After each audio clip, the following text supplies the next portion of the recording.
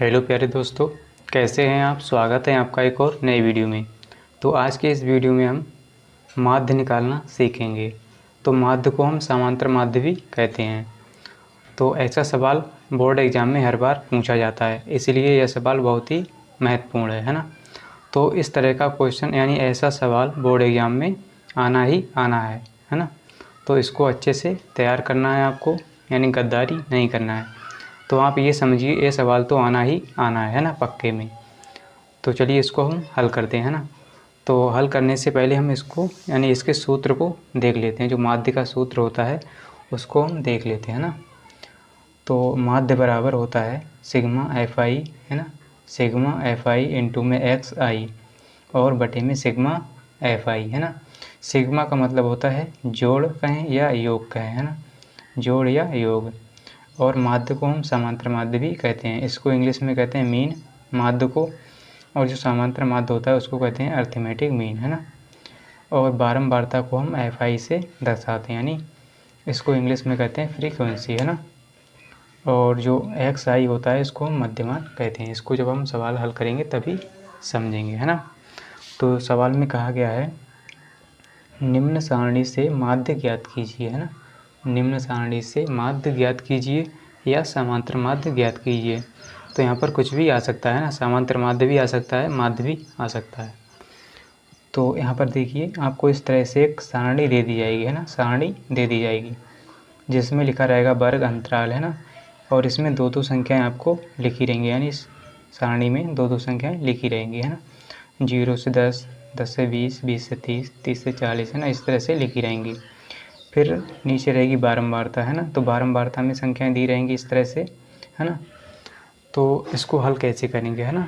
तो चलिए इसको हल करते हैं।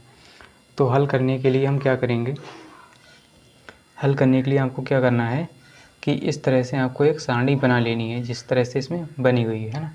तो इस तरह से आप सारणी बनाएंगे, है ना।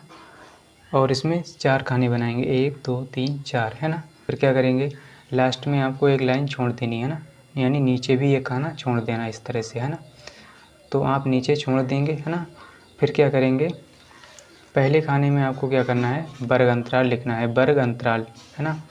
आपको कुछ नहीं करना है, जो प्रश्न में दिया हुआ है वही आपको उतार लेना है ना, इस तरह से। तो इसमें पहले खाने में आप उतार लेंगे, है ना। फिर क्या करेंगे, बारंबारता है तो बारंबारता को भी आपको दूसरे खाने में लिख लेना है ना। यानी कहने का मतलब ये है कि आप जो सवाल में दिया हुआ है वही उतार लेंगे, है ना, पहले और दूसरे खाने में। इतना करने के बाद आप क्या करेंगे, अब हम सवाल को हल करेंगे, है ना। तो यहाँ पर सबसे पहले हम निकालेंगे एक्स आई का मान, है ना, एक्स आई का मान। तो एक्स आई का मान निकालना बहुत ही आसान है, यानी सरल है। कैसे निकालते हैं, यहाँ पर देखिए क्या है, वर्ग अंतराल, है ना। तो वर्ग अंतराल में जो संख्याएं दी हुई हैं हम क्या करेंगे, क्रम वाइज, है ना, एक क्रम से, है ना। क्या करेंगे, पहले 0 और 10 को जोड़ेंगे, बटे में 2 कर देंगे, है ना।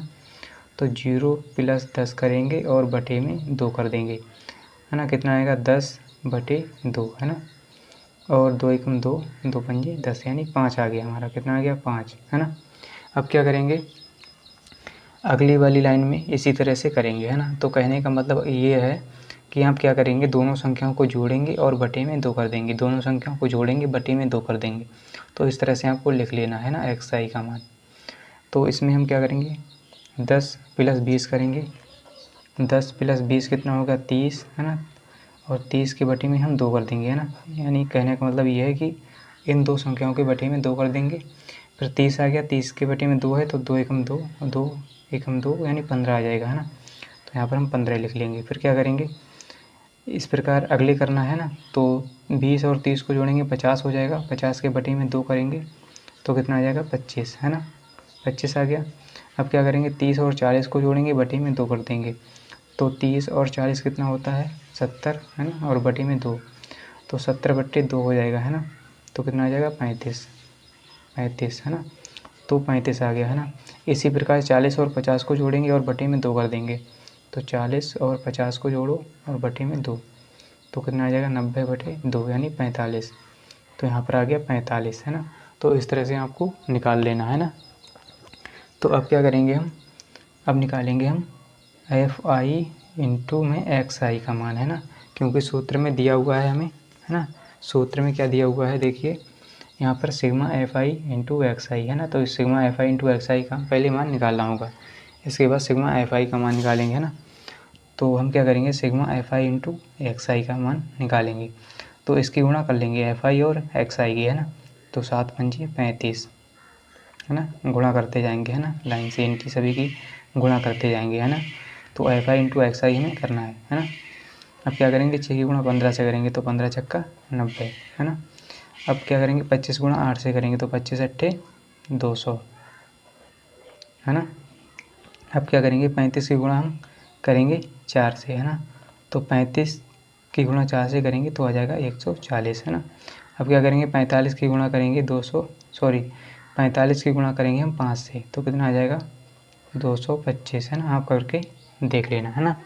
तो इस तरह से आ जाएगा 225 है ना, 140 200।